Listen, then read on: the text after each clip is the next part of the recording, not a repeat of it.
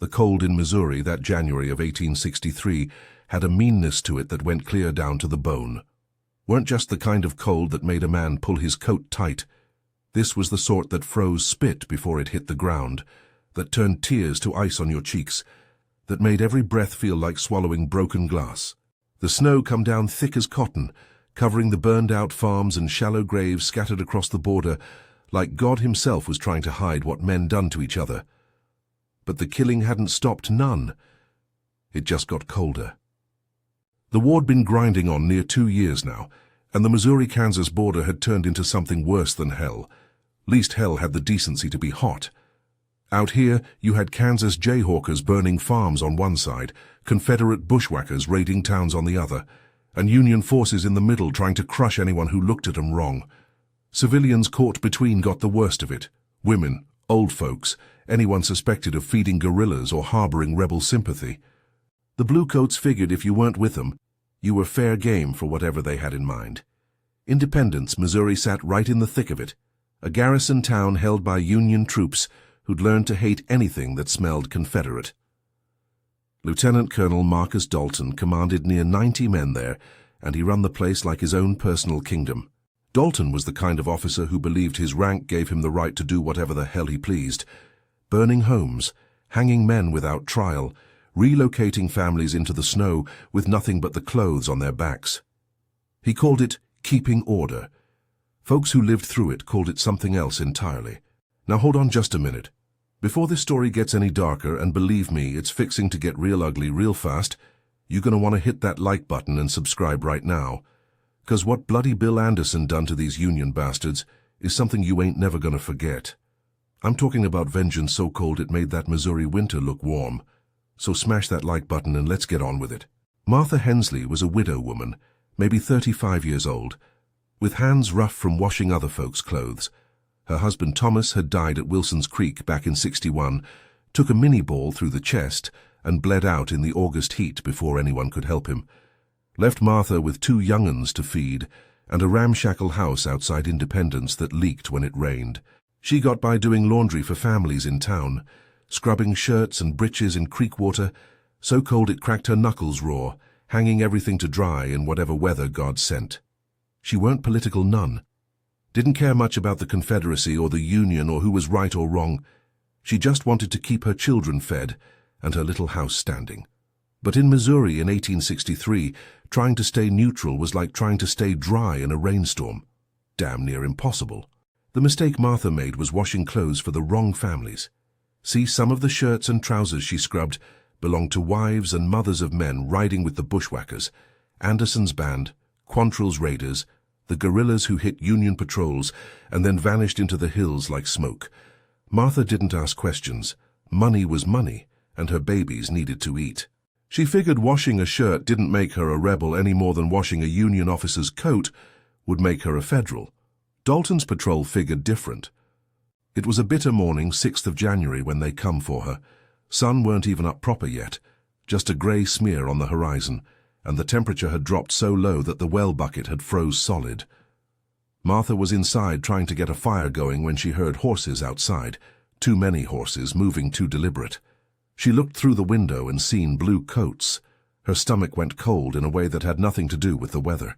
Lieutenant Colonel Dalton himself was leading them, sitting tall on a big roan horse like he was reviewing troops for the president. He had maybe a dozen soldiers with him, all armed, all looking mean as snakes. Dalton swung down from his saddle and walked right up to Martha's door without knocking, just kicked it open so hard the hinges damn near broke. "Martha Hensley?" His voice was flat, cold as the iron stove that weren't giving off no heat yet. "Yes, sir," Martha said, trying to keep her voice steady.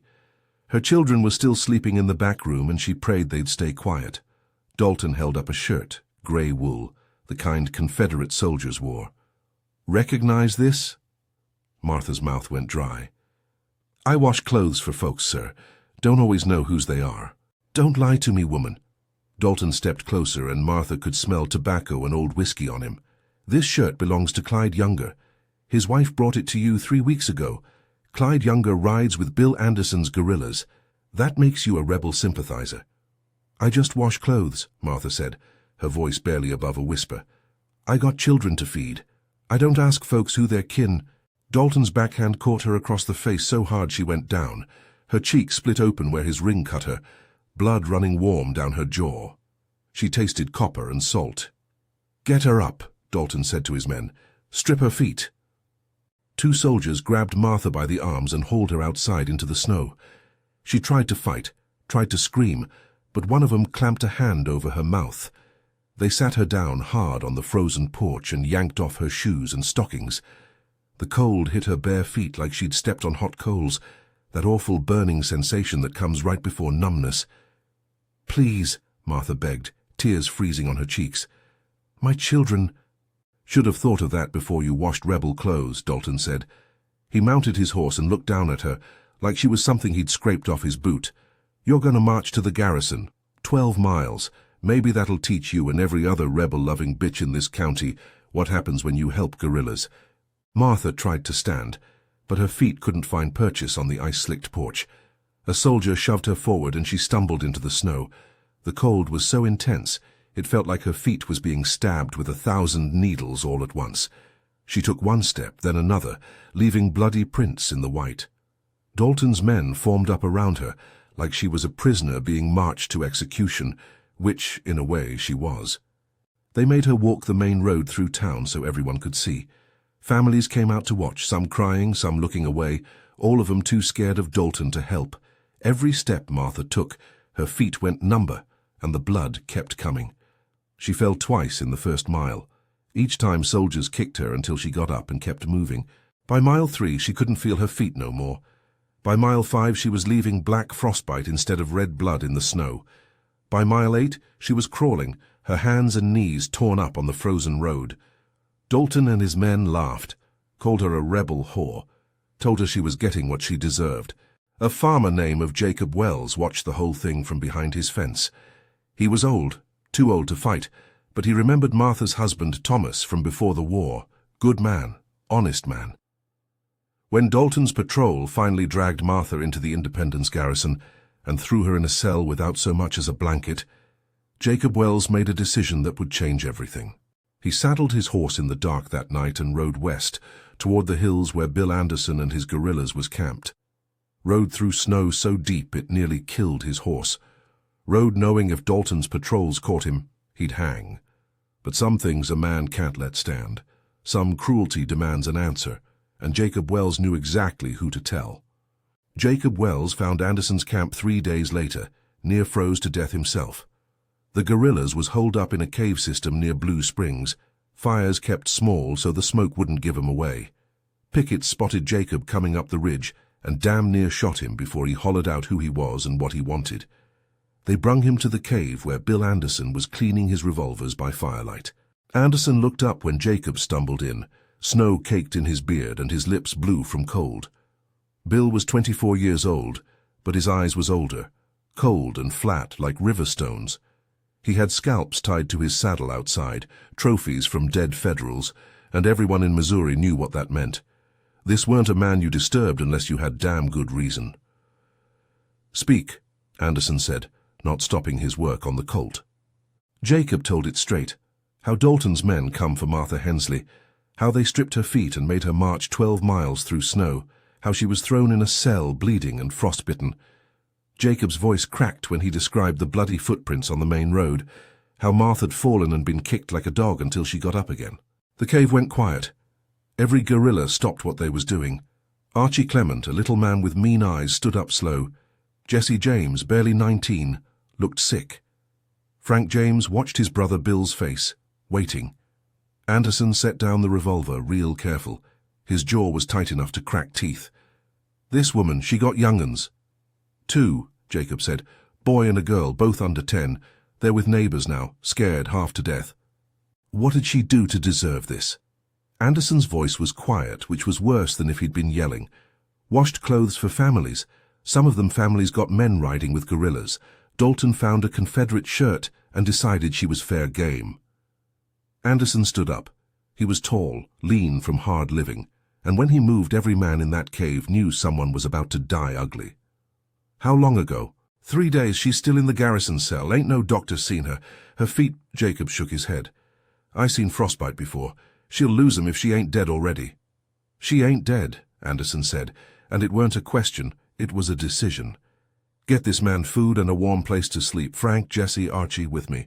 The four of them moved to the back of the cave where maps were spread on a flat rock. Anderson studied the sketch of Independence, the garrison layout, guard positions, patrol routes. Frank James had drawn it from memory after scouting 2 weeks prior. Bill traced the walls with one finger, thinking. "Dalton's got 90 men," Frank said. "Garrison's fortified. Stone walls, good sight lines. Going in direct would be suicide." "I ain't talking about going in direct." Anderson looked at each of them. "I'm talking about making that son of a bitch pay for what he done, making all of 'em pay." Jesse shifted, uncomfortable.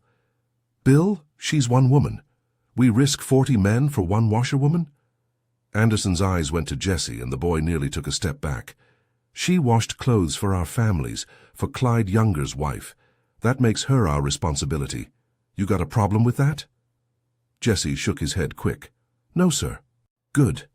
Anderson turned back to the map. "Dalton thinks his walls make him safe, thinks his rank protects him. We're going to teach him different." Meanwhile, back in Independence, Martha Hensley was dying slow in a cell that smelled of piss and old blood. The stone walls wept with cold.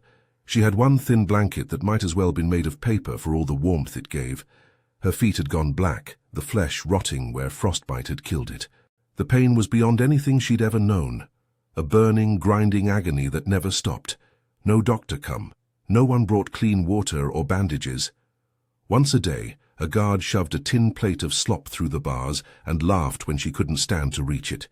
She had to crawl across the cell floor, her ruined feet leaving smears of infection and blood. Dalton come to look at her twice.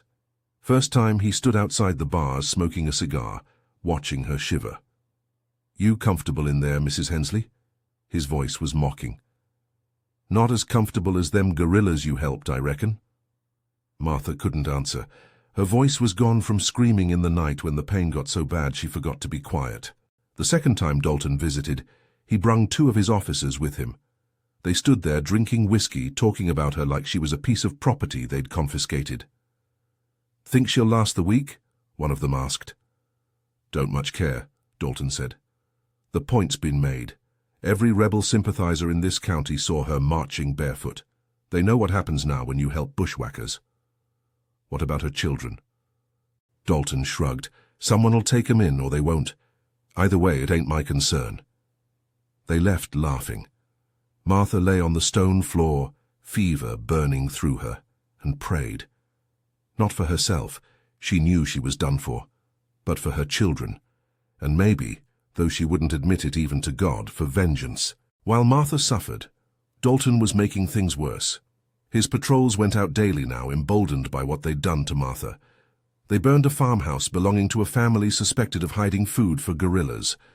The family, an old couple in their 60s, barely got out before the roof collapsed. Union soldiers laughed as the old woman begged for them to save her wedding quilt. They arrested 3 men in town for suspicious behavior, which meant they'd been seen talking to folks known to have Confederate sympathies. All 3 was dragged to the garrison and beaten. One of them, a shopkeeper named Charles Wade, lost an eye when a rifle butt caught him wrong. They threw him out in the snow afterward, told him to consider it a warning. Dalton was feeling untouchable. His 90-man garrison was the strongest Union position for 20 miles. The stone walls was 8 feet high with firing positions built in. He had artillery, 2 small cannons that could turn any assault into a slaughter. And winter was his ally. No one attacked in winter. The cold killed as sure as bullets. What Dalton didn't know was that Bill Anderson didn't think like regular soldiers. He didn't wait for spring or reinforcements or perfect conditions. Bill Anderson believed in one thing. When someone hurt the defenseless, you hurt them back tenfold. Frank James sent scouts into Independence disguised as drifters looking for work. They mapped everything, where Dalton slept, which guards was lazy, when patrols went out, where supplies was stored. They learned Dalton kept a detail of 15 men at a farmhouse 5 miles north, guarding confiscated goods before they were sent to Kansas. That farmhouse had a weakness, only 2 pickets at night, and they spent most of their time inside by the fire. Most important, The scouts confirmed Martha was still alive. Barely, but alive. That changed everything. This weren't just about revenge no more. It was about rescue. And Bill Anderson didn't leave his people behind. Back at the cave, Anderson gathered his men. 40 guerrillas sat in a rough circle, breath steaming in the frozen air. These was hard men, survivors who'd seen their homes burned, their families killed, their lives destroyed by this war. They'd followed Anderson because he understood something the regular army didn't. On the border there weren't no rules, just blood and payback. Dalton made a widow woman walk 12 miles barefoot through snow, Anderson said, his voice carrying in the cave's silence, made her crawl the last 4, threw her in a cell without a doctor, and left her to rot. Her crime was washing clothes. Archie Clement spat in the fire. "Let's burn the whole goddamn garrison." "We will," Anderson said. "But first we get Martha out, then we make Dalton pay personal. He done this himself, stood there and watched her bleed, so he's gonna crawl the same 12 miles she walked, barefoot, in the snow. And if he dies before he finishes, I'll drag his corpse the rest of the way." No one objected. This was the code they lived by. Protect Confederate civilians, punish those who hurt them, and make the punishment fit the crime exactly. Dalton had frozen a woman's feet to the point of amputation. He'd crawl until his hands and knees was frozen too. "When do we ride?" Jessie asked. "Jessie." Anderson looked at the cave entrance where snow was falling again, heavy and thick. "Soon as this storm hits full. Weather's our cover. Dalton thinks winter protects him. He's about to learn different." The guerrillas began preparing, checking weapons, loading extra ammunition, wrapping their horses' hooves in cloth to muffle sound. They moved with the efficiency of men who'd done this 100 times. But there was something different this time, an edge that went beyond normal operations. This weren't about supplies or tactical advantage. This was personal. Bill Anderson stood at the cave mouth watching snow fall on Missouri. Somewhere out there, Martha Hensley was dying in a cell because she'd washed clothes for the wrong people. Somewhere Dalton was sleeping warm and safe behind his stone walls, thinking he'd made an example that would terrorize the whole county. He was right about terrorizing folks, just wrong about who'd be terrified when it was done. Anderson touched the scalps on his belt, reminders of dead Federals who'd learned too late what happened when you crossed Bloody Bill. Soon there'd be another, and this one would crawl first. The storm was coming, and so was vengeance. The blizzard hit Independence on February 9th, a howling monster of wind and snow that turned the world white. Perfect weather for killing.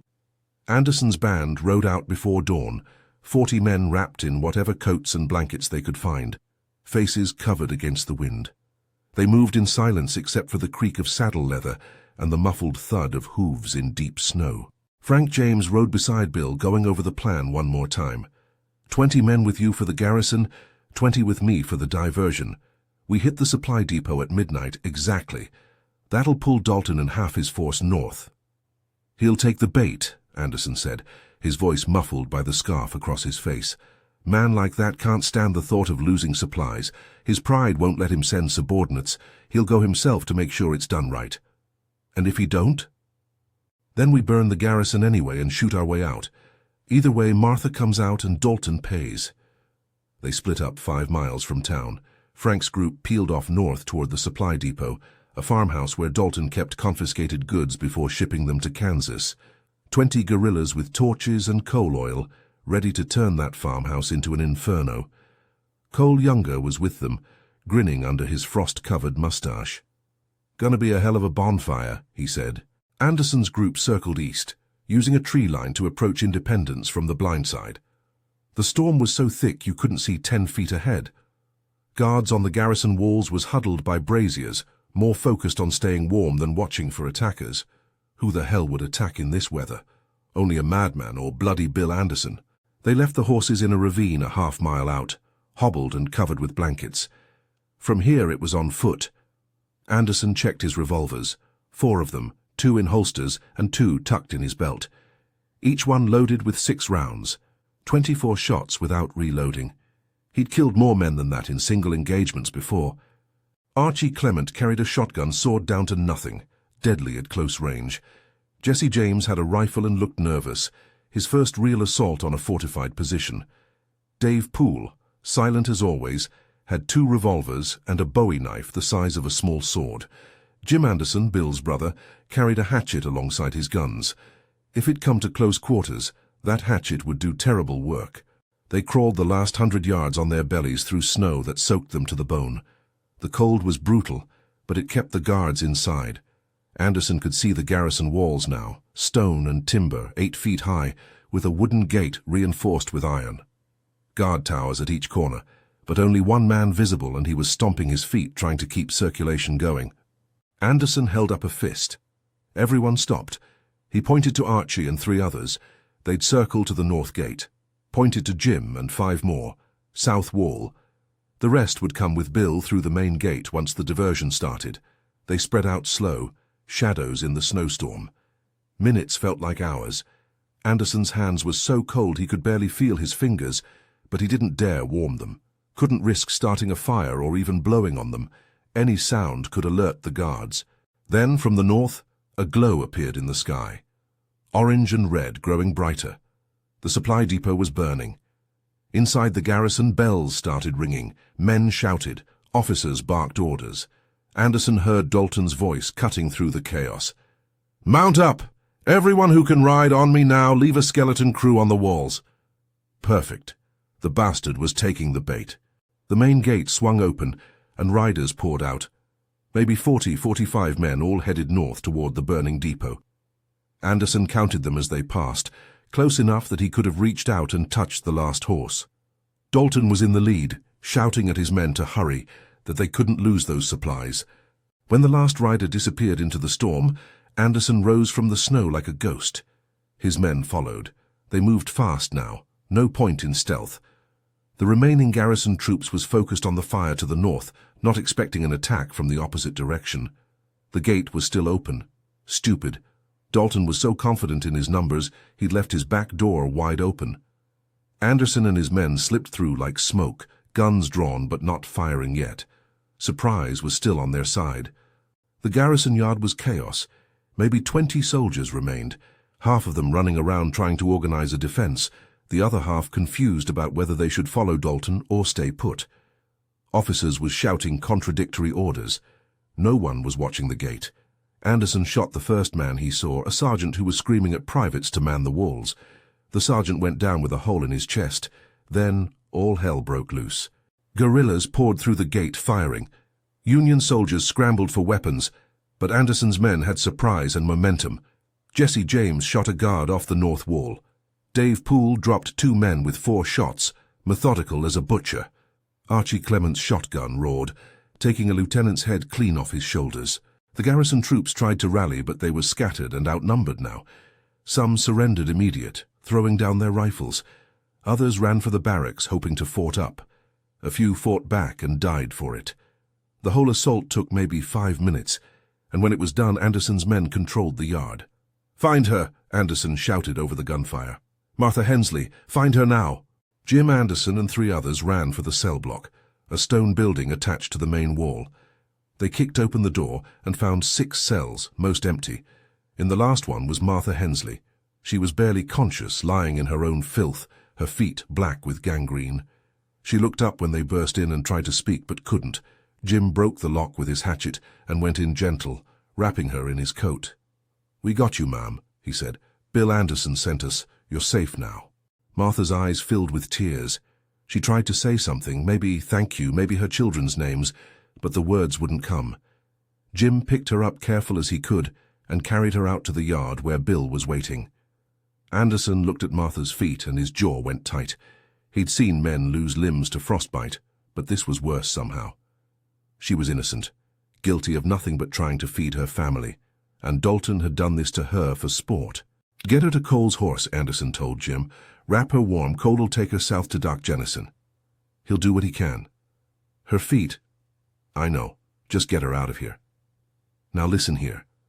Make sure you like this video if you ain't already. 'Cause what's coming next is the reckoning itself. Anderson's about to show Dalton what real cruelty looks like. Don't go nowhere." Cole Younger was already in the yard, having circled back from the depot. He took Martha gentle, cradled her against his chest on the horse, and rode south into the storm. The woman who'd crawled 12 miles would live, though she'd never walk right again. But she'd live. That was more mercy than Dalton deserved. Anderson turned to his men. How many prisoners? 14 surrendered, 3 wounded. Rest are healthy enough. Tie 'em up, we're going to need an audience. Anderson looked toward the north where the fire still glowed. Dalton will be coming back soon. He'll find his garrison taken and his men prisoners, and then we'll see how brave he is without 90 soldiers behind him. The guerrillas secured the prisoners in the yard, hands bound, forced to kneel in the snow. Union soldiers who'd been so cocky when they'd made Martha march was now begging for mercy. Anderson ignored them. His attention was on the north road, waiting. Archie Clement came up beside him, reloading his shotgun. What if Dalton don't come back? What if he runs? He'll come, Anderson said. Man like that, his pride won't let him run. He'll think he can retake the garrison, that we're just bushwhackers who got lucky. He don't understand yet what he's dealing with. And when he gets here? Anderson's smile was cold as the storm. Then he learns the hard way. The wait wasn't long. Maybe 20 minutes after the depot stopped burning, riders appeared from the north, 40-some men moving slow through the snow, heading back toward the garrison. They was tired from fighting the fire, cold from the ride, not expecting trouble. Dalton was in the lead, still barking orders. He rode right up to the gate before he realized something was wrong. The gate was open, but the yard was too quiet. No guards visible, no torches lit, just darkness and snow. He pulled up his horse, held up a hand to stop the column. Something's not right, Anderson heard him say. Then Frank James stepped out of the shadows with a rifle pointed at Dalton's chest. You're damn right something ain't right, Colonel. You're surrounded. Tell your men to drop their weapons or we start shooting. Dalton looked around and saw guerrillas on the walls, in the towers behind cover in the yard, all with guns trained on his men. His face went from confusion to understanding to fear in about 3 seconds. Who are you? He demanded, trying to sound authoritative, but his voice cracked. Anderson stepped into the torchlight and Dalton's face went white as the snow. I'm Bill Anderson, he said quiet. And you done something real stupid. You hurt one of mine. Dalton sat on his horse staring at Bill Anderson like he was looking at death itself, which, truth be told, he was. The colonel's men was frozen in place, rifles pointed at them from every direction, outnumbered and outmaneuvered. Some of them was already dropping their weapons without being told twice. Anderson, Dalton said, trying to keep his voice steady, this is a Union garrison. You're attacking federal property. That's a hanging offense. Bill laughed, but there weren't no humor in it. A hanging offense. That's rich coming from a man who throws women in cells to die. Tell me, Colonel, where'd you learn to make war on washerwomen? They teach you that at West Point. That woman was aiding guerrillas, giving comfort to the enemy. She washed clothes, you son of a bitch. Washed them for money to feed her young'uns after you Federals killed her husband at Wilson's Creek. Anderson took a step closer. You stripped her feet bare and made her march 12 miles through snow. Made her crawl when she couldn't walk no more. Then you threw her in a cell without a doctor and left her to rot. Dalton's face twitched. War is war. Casualties happen. Casualties. Anderson's voice dropped to something colder than the storm. Well then, Colonel, consider this a casualty of war. Get down off that horse, now. I will not. Frank James fired his rifle into the air. The crack made Dalton's horse rear. He said, get down, you bastard, don't make us drag you. Dalton dismounted, slow and stiff. His men was being rounded up by guerrillas, disarmed and forced to their knees in the snow beside the other prisoners. Near 60 Union soldiers now, all watching their commander, all knowing something terrible was coming. Anderson walked up to Dalton until they was face to face. The colonel was taller, heavier, older, but none of that mattered. Bill Anderson had killed better men than Marcus Dalton before breakfast. You made Martha Hensley walk 12 miles barefoot, Anderson said, quiet so only Dalton could hear. You're gonna crawl that same distance, every goddamn yard of it, and if you die before you finish, I'll drag your corpse the rest of the way and hang what's left from your own flagpole. Dalton's face went from red to white. You can't. I'm an officer of the United States Army. Anderson hit him, not with a fist, with the butt of his revolver right across the mouth. Dalton went down hard, blood and teeth spilling into the snow. He tried to get up, but Jim Anderson kicked him in the ribs, folding him over. "Strip his boots," Bill said. 4 guerrillas grabbed Dalton and held him down. He fought, thrashing and cursing, but he was one man against 4 who'd spent years killing. They got his boots off, then his socks, leaving his feet bare against the frozen ground. Dalton screamed, not from pain yet, but from understanding what was coming. The temperature was maybe 10 degrees, with wind making it feel like it was below 0. Snow on the ground was 2 feet deep in places, packed hard and crusted with ice. Dalton's feet hit that snow, and he howled like a wounded animal. "Get him up," Anderson said. They hauled Dalton to his feet, or tried. His legs wouldn't hold him. The cold was already working on his feet, that terrible burning sensation that comes before numbness. He collapsed forward onto his hands and knees. "Can't stand, Colonel?" Anderson looked down at him with no pity at all. "Then I reckon you'll crawl 12 miles, same as Martha. Let's see how far you get." "Please," Dalton gasped. His breath came in panicked gulps. "Please, I'll leave Missouri. I'll resign my commission. You'll crawl." Anderson nodded to Archie Clement. "He stops. You encourage him. He dies before 12 miles. We drag him anyway. Understood?" Archie grinned, pulling out a whip he'd taken off a Union supply wagon. "Understood, boss." They started at the garrison gate. Anderson made Dalton's men watch, all 60 of them, on their knees in the snow, forced to see their commander reduced to this. Some looked away. Others watched with sick fascination. A few even smiled. Dalton hadn't been popular with his own troops, and some of them was glad to see him brought low. "Move," Anderson said. Dalton started crawling.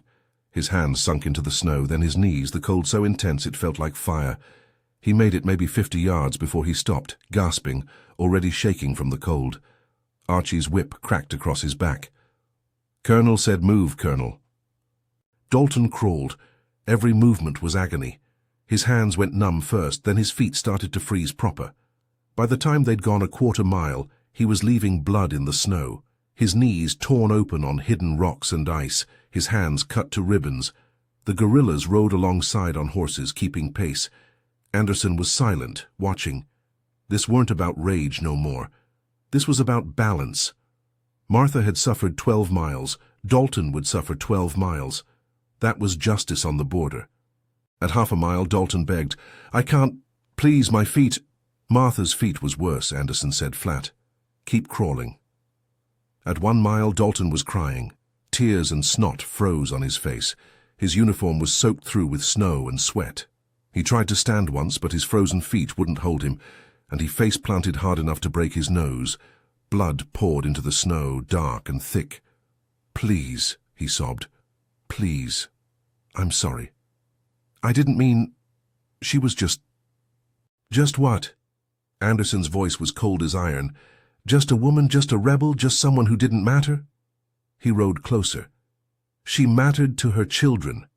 She mattered to the folks she helped, and she matters to me. So you keep crawling, you yellow-bellied son of a bitch." They followed the same road Martha had been forced to walk, through town, past the houses where families had watched her stumble by. This time, folks came out again, but the mood was different. They saw Union prisoners being marched behind Dalton, saw the feared colonel on his hands and knees crawling like an animal, and something shifted. An old woman, Martha's neighbor, came out and spat on Dalton as he crawled past. "That's for Martha, you bastard." A farmer threw a rock that hit Dalton in the shoulder. "You burned my barn." More folks came out, not to help Dalton, but to watch him suffer. Years of abuse, of burned homes and stolen property, and loved ones killed, all of it focused on this one man crawling through the snow. Anderson's guerrillas let them watch but kept them from interfering. This was Bill's justice to deliver. At 3 miles, Dalton couldn't feel his hands no more. They was black with frostbite, the skin split open and weeping. His knees was worse, bone showing through torn flesh in places. He was crawling on raw meat now, leaving chunks of himself in the snow. "Can't go on," he whispered. "Can't, please," Archie's whip answered. The colonel screamed and kept moving. Dirt 5 miles halfway, Dalton tried to bargain. "Gold," he gasped. "I have gold. $3,000 hidden in the garrison. It's yours. All of it. Just let me die quick." "Keep crawling." At 6 miles, Dalton lost control of his bladder. Piss steamed in the cold as it soaked his trousers. He didn't even seem to notice. His eyes was glazed, lips blue, body shaking so hard, his teeth was chattering loud as gunfire. At 8 miles, he couldn't beg no more. His voice was gone, destroyed from screaming and the cold. He just crawled, mechanical now, more corpse than man. His frozen hands grabbed snow, pulled, grabbed, pulled, over and over, blood and ice and suffering. Jesse James rode up beside Bill. The boy looked sick. "He's dying, Bill. Might not make it to 12. Then we drag him." "Is this justice or just cruelty?" Anderson looked at Jesse hard. "You seen Martha in that cell. Her feet black and rotting. Her kids crying 'cause they thought their mama was dead." He pointed at Dalton. "He did that for no reason but meanness. Made her suffer public to scare folks. Well, now he's suffering public and folks ain't scared. They're cheering. You tell me if that's justice or cruelty." Jesse didn't answer, just fell back in line. At 10 miles, Dalton stopped moving. Archie whipped him 3 times, but he didn't respond. Dave Poole climbed down from his horse and checked. "He's alive. Barely. But he ain't crawling no more." "Tie a rope to him," Anderson said. "Drag him the last 2 miles." They looped rope under Dalton's arms and tied it to a horse. The colonel's eyes opened when he felt the rope, just barely, a flicker of awareness in all that pain. His mouth moved, trying to form words, but nothing came out. The horse started walking. Dalton was dragged through the snow like a side of meat, his frozen body bouncing over rocks and roots. Every bump made him twitch, but he couldn't scream no more, just suffered in silence, which was almost worse. They dragged him back to the garrison. The main gate was wide open. Union prisoners were still on their knees, forced to watch their colonel's return. The sun was coming up now, pale and cold, lighting up the scene in grey dawn light. Anderson had them drag Dalton to the center of the yard and cut the rope. The colonel collapsed in the snow, a broken thing that barely looked human no more. His hands and feet was black, his knees destroyed, his face a mask of frozen blood and frostbite. "String him up," Anderson said. They hauled Dalton to the flagpole and looped rope around his neck. He was still alive, chest rising and falling shallow, eyes half open, but he was finished. Everything that made Marcus Dalton who he was had been scraped off in the snow over 12 miles of crawling. "Martha Hensley walked 12 miles barefoot because of you," Anderson said loud enough for everyone to hear. "She'll never walk right again. Her children almost lost their mama, all because she washed some clothes." He looked at the Union prisoners. "Let this be a lesson. You hurt folks under my protection, this is what happens. I don't care about your rank or your numbers or your stone walls. Touch the defenseless again and I'll find you. Might take a week, might take a year, but I'll find you. And what happened to Dalton will look merciful compared to what I do." He nodded to Jim. The rope went taut. Dalton rose off the ground, feet dangling, what was left of them black and destroyed. His body twitched once, twice, then went still. They left him hanging from the flagpole with a sign around his neck. "He made a woman walk barefoot through snow. I made him crawl. Bloody Bill Anderson." The Union prisoners was released and told to spread the word. They stumbled out of the garrison, terrified, looking back at their commander's corpse swinging in the wind. Some of them would tell the story exactly as it happened. Others would embellish, make Anderson even more terrifying. Didn't matter which version spread, the message was clear.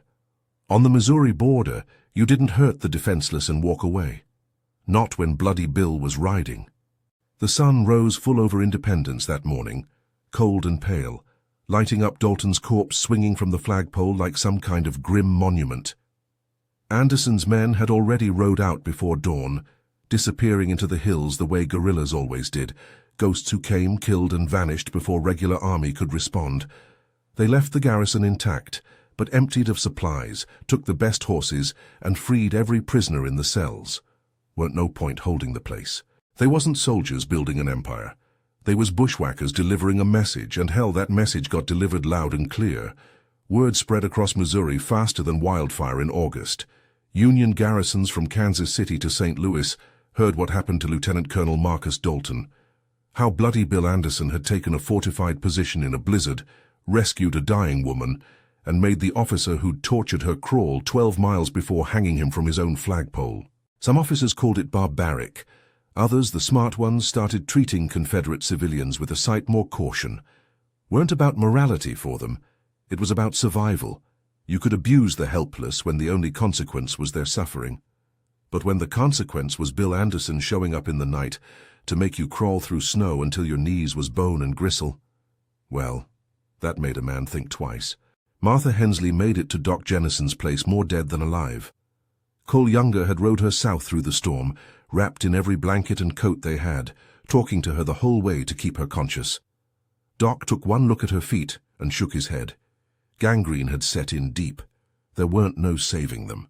He amputated both feet just above the ankle.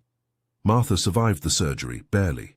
Fever took her for near a week afterward, her body fighting infection and shock, and all the trauma her soul had endured. Her children was brought to her bedside, both of them crying, holding their mama's hands, while she drifted in and out of consciousness. When she finally woke up clear, first thing she asked was, "Did he come? Did Bill Anderson come?" "He came," Doc Jennison told her, "took the whole garrison, got you out, and made Dalton pay for what he'd done." Martha closed her eyes and cried, not from pain or loss, but from relief. Someone had cared. Someone had come. In a war where civilians was crushed between two armies like grain between millstones, Bill Anderson had risked 40 men to save one washerwoman. She lived the rest of her days in a small house outside of Lexington, Missouri, cared for by Confederate families who'd heard her story. Couldn't walk no more, but she could still wash clothes, sitting down now, her children helping with the heavy lifting. Every dollar she earned she put aside. When the war ended in '65, she used that money to buy a small plot of land and a headstone. The headstone weren't for her. It was for Bill Anderson, who died that October of '64 in an ambush up in Ray County. 24 years old, shot to pieces by Union forces who'd finally caught him. Martha Hensley paid for his marker and had words carved into it. He came for those who couldn't fight. He avenged those who couldn't speak. She visited that grave every year until she died in 1889, an old woman who never forgot the guerrilla who'd saved her life. The Independence garrison stayed abandoned for near 3 months. Union command didn't want to reoccupy it, not after what happened. Finally, they sent a company of regulars to take it back, but they removed Dalton's body first and buried him in an unmarked grave somewhere in Kansas. Didn't want no marker, no memorial.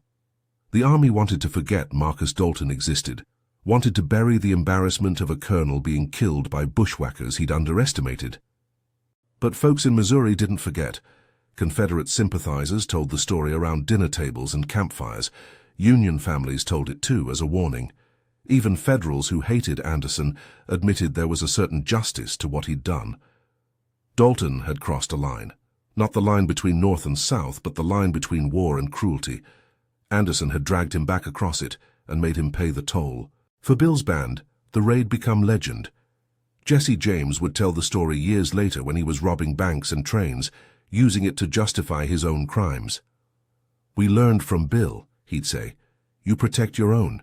You punish those who hurt the defenseless. That's the code." Frank James was more philosophical about it. In his old age, interviewed by a newspaperman, he said, "That night we took independence. I seen what Bill truly was. Not a soldier, not even a guerrilla, really. He was vengeance made flesh. And sometimes, God help us, that's what the world needs."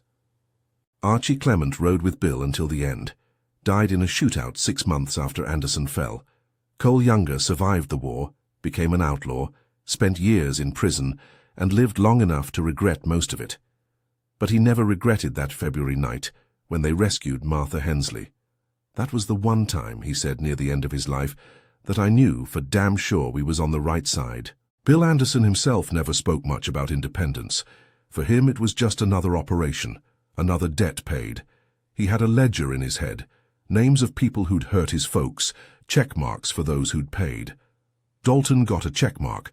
The ledger was long, and Anderson knew he'd die before he finished it. But he kept at it anyway, right up until that October morning when Union bullets finally brought him down. They say when they found his body, He had 27 scalps tied to his saddle, and a list of names in his pocket. Dalton's name was on that list, crossed out in pencil. Below it was dozens more, some crossed out, most not. The Union soldiers who killed Anderson burned that list, afraid of what would happen if other guerrillas found it, and decided to finish Bill's work. The Missouri-Kansas border bled for another year after Anderson died. The war ended in April of '65, but the killing didn't stop immediate. Too much hatred, too many debts unpaid. It took years for the wounds to even start healing, and some never healed at all. But in homes across Missouri, Confederate families remembered. They remembered that when a widow was tortured for washing clothes, Bill Anderson came. When the powerful abused the helpless, he made them answer. He weren't a saint. Hell, he were probably bound for the deepest pit of hell when his time came, but he was their devil, their avenger, their bloody angel of retribution. The story lived on. Grandchildren heard it from grandparents. Books got written, some calling Anderson a hero, others a monster. Truth was probably somewhere between. He was a man made into something terrible by terrible times, a killer who somehow kept a code in the middle of chaos. And that code was simple. You hurt mine, I hurt yours. You make a woman walk barefoot through snow, I make you crawl. You terrorize the defenseless, I terrorize you. Blood for blood, suffering for suffering, until the scales balanced or everyone was dead. That was Bloody Bill Anderson. That was the Missouri border. That was the war folks don't like to talk about, the one where civilians died as much as soldiers, where honor got buried under bodies, where justice came not from courts, but from men with guns and scalps on their saddles. Dalton's body rotted in that unmarked grave. Martha's headstone for Anderson still stands in a cemetery near Albany, Missouri. And somewhere in the wind that blows across the border, old-timers swear you can still hear the sound of a man crawling through snow, and a woman's voice saying, "He came for me when no one else would, he came." That's the legacy. That's the truth, and that's the story of how Bloody Bill Anderson made a Union colonel crawl 12 miles for torturing a Confederate washerwoman. Well, there you have it, folks. Subscribe if you ain't already. I got more stories about the Missouri guerrillas that'll make this one look tame. And tell me down in the comments, where you watching from and what you think about what Anderson done. Was it justice or was it just revenge? Let's hear it.